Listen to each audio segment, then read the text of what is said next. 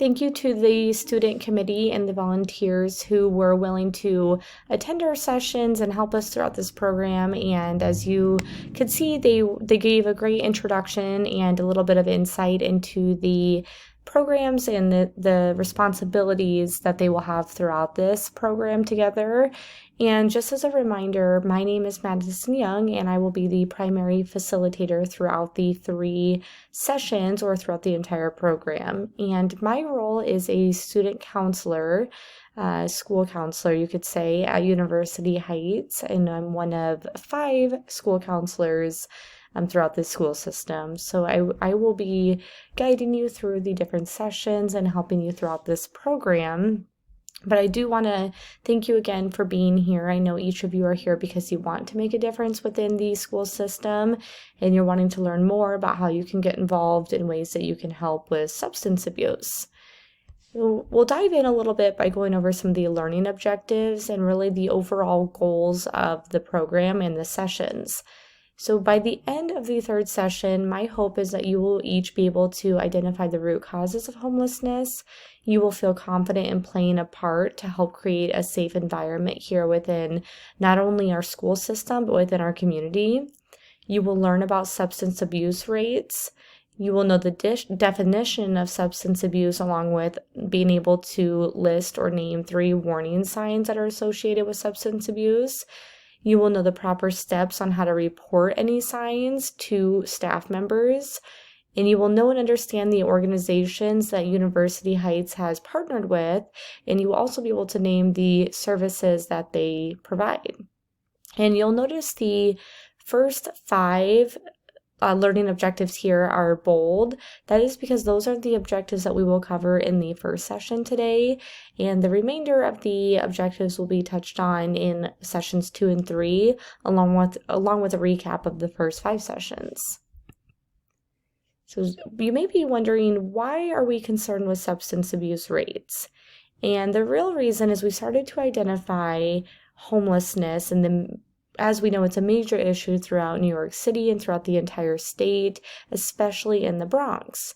So the homeless rates are about 150,000 homeless students in the state of New York. And we started to dive in a little bit more of what risk factors are associated with being homeless. And of course, there's a variety of root causes or risk factors, but some of those included mental health, graduation rate, so if you drop out of school, if you're unemployed, and substance abuse, which of course is highlighted here because that's going to be our main topic throughout this entire program. Well, statewide, digging a little bit more into the background of substance abuse within our community, there are approximately 2 million New Yorkers who have a substance abuse problem, and over 150,000 are youth, ages 12 to 17. So many of you in this room, I know in secondary school, are pretty close in age to many of those youth who are dealing with substance abuse, and this is definitely a common age where some of the getting involved with substance abuse or different bad kind of behaviors or habits can definitely take place while you're in secondary school.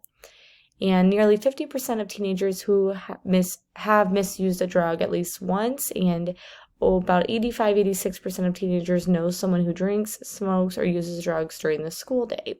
New York students are at a high risk of substance abuse, particularly alcohol.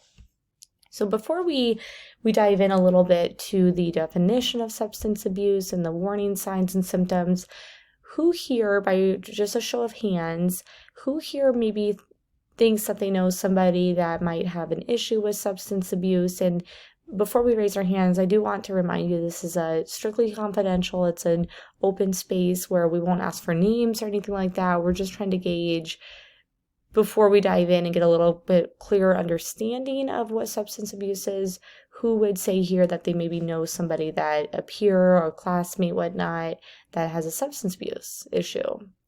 Well, looking around the room, it does look like there's a couple people who have raised their hands, which I appreciate you being involved and you being honest during this process. But let's dive in a little bit more because I'm curious to see if maybe your responses would change once you have a little bit better understanding of substance abuse. So what exactly is substance abuse? It is the medical term used to describe a pattern of using a substance or a drug that causes significant problems or distress. And I will say one common misconception is that substance abuse is maybe hard drugs or illegal drugs, but really it can include alcohol, marijuana, prescription medications such as painkillers, maybe stimulants, any medications that are used for anxiety or antidepressants, methamphetamines, cocaine, inhalants. So there's really a wide variety of different substances that are classified as substance abuse. And I think this is where we need to broaden our knowledge a little bit on and our understanding to realize and really identify warning signs and symptoms. So to go to the next point, it would be warning signs of substance abuse. And how do you know when you should loop in maybe a parent or you should loop in a coworker, a staff member when you think someone might be experiencing or dealing with substance abuse issues? One of the first points is using or drinking larger amounts or over longer periods of time than the individual had originally planned. Spending a lot of time getting or using or maybe even spending resources and money on drugs and alcohol, craving or a strong desire to continue use. And this next point is probably one of the biggest red flags that I want you all to be very aware of is ongoing drug or alcohol use that interferes with work, school, or home duties. So really keep that in mind when you start to consider, does my friend, does my peer, does a family member maybe have an issue with substance abuse? It could be signs such as not waking up on time for school, missing class, not making it to work, just something that would be maybe an unusual behavior that disrupts their daily task or daily lifestyle. And then a few other important ones would include taking risks that maybe they wouldn't normally take. So it could be sexual behaviors or driving under the influence, just putting themselves in risky, unhealthy situations can be definitely a warning sign of substance abuse. And there's a few more talking points, but the last one is having withdrawal symptoms if not using drugs or alcohol.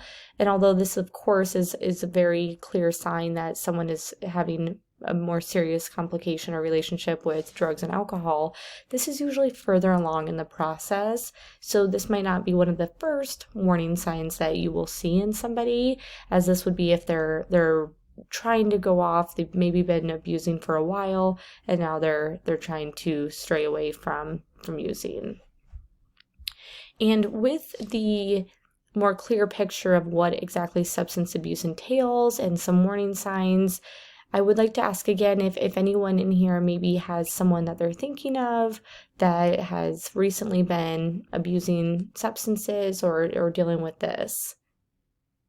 And it does look like more hands are going up this time, which makes sense. That's kind of what I was anticipating, because I think once people realize that alcohol and inhalants and different things are included under the umbrella of substance abuse, it starts to kind of get you thinking of different people around you that maybe are abusing substances for sure. And at the beginning of this session, our school committee individuals or volunteers, they handed out a worksheet to each of you to fill out. And I remember explaining that there's really no right or wrong answer to these. It's just to gauge your knowledge on these topics at the start of the program, and then we may reevaluate at the end of the program to compare what all you've learned and how successful the program has been. So what I would like you to do is divide into 10 groups with 5 members being in each group. So you can pick people pretty close to you in this room here and gather, and you'll brainstorm ways to reduce substance abuse rates at University Heights. But I also want you to get out those worksheets and share responses to the worksheets if you feel comfortable, of course. I don't want you to change any of your answers. I would just like an open kind of flow of communication, just sharing thoughts and ideas. And we are going to give you about 10 minutes here to meet with your small groups, and then we'll meet again to go over what you discussed and just share some feedback. So I will let you know when 10 minutes is up, but I will be walking around the room, so feel free to stop me if you have questions or you need clarification on anything. Thank you. Perfect. Well, the 10 minutes have passed, and I appreciate you all gathering back together here as we wrap up the end of this first session. But I would like to go over the worksheet and some common themes. So I collected some of the answers as I was walking around and looking at each person's worksheet from the small groups. And I wanted to share with you some common responses. The first question is to name 3 risk factors associated with homelessness. You guys had some great feedback and some great ideas on risk factors. So some of the common ones that I saw included family issues, maybe drugs, which of course is a topic of substance abuse, and poverty. So although those are not necessarily ones that I have named throughout this session, those are still great root causes or risk factors. So that's definitely correct answers there. And question 2 is to identify at least 2 resources within our community that University Heights partners with to provide additional services to students.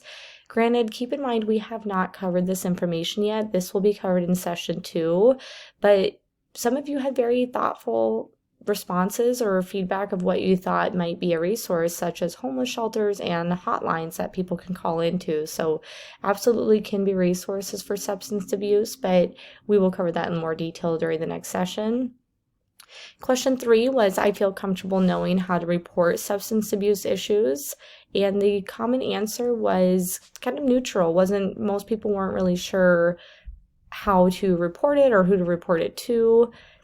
Question 4, I am aware of student committee's purpose in addressing substance abuse. Granted, this was at the beginning of the session before our student committee volunteers had a chance to introduce themselves. So I'm guessing that an answer might have changed by now, but at the start it was disagree, which is perfectly fine. Question 5, I could identify 3 long-term effects of substance abuse, and there was some great creativity here, and they were all definitely possibilities of long-term effects, which we haven't quite covered yet, but it was health issues and money problems were 2 common responses that I saw. Question 6, I recognize warning signs of substance abuse. This also was neutral and disagree for most students and participants here for their responses. Question 7, I am aware of the current substance abuse rates within my community. Very neutral responses prior to the start of this session. Question 8, substance abuse could include the illegal use of marijuana, alcohol, and nicotine. And most people agreed with this, which is correct. As we stated, it's not always illegal substances that fall under that umbrella. Question 9, school counselors and staff members at University Heights care about my well-being and are here to help. I was very thankful to see that most people agree with that statement, and I hope you all know that we absolutely do care, and there's a staff member here that is always willing to partner with you and definitely help you out during times, especially considering situations such as this that people might be going through. Question 10, there are no negative consequences of reporting substance abuse to faculty and or school counselors. And this was neutral, unsure, which I can completely understand that. It's sometimes a little alarming for certain students to feel comfortable. What are the consequences if I report that another student is acting up, or am I going to get in trouble or have backlash from the students? So we will cover absolutely all of these concerns during the session, but I appreciate you all taking the time to brainstorm. I heard some great conversations among the groups, and I know that you're all here to help and make a difference. To recap what our next session is going to entail, we are going to learn about those community resources that we have recently partnered with, and there is going to be a spokesperson from each organization to give a brief introduction. There will be a handout that you can take with you of the contact information along with a sort of a summary of what these organizations provide. So I'm very excited for the next session. And we will discuss the proper steps to follow if you suspect a classmate may be abusing drugs or alcohol. So who do I tell and what's the timeline? What does all of that look like? Those are 2 learning objectives that will be covered during the next session, which is on Wednesday, December 15th. And I personally am going to be staying after this session, so if there's anything that you would like to chat about, maybe you were not comfortable bringing something up in the large group setting, I'm going to be here for questions and comments following this session, so feel free to stay after this, and I really appreciate you all taking the time out of your day today. I look forward to seeing you next week. Bye.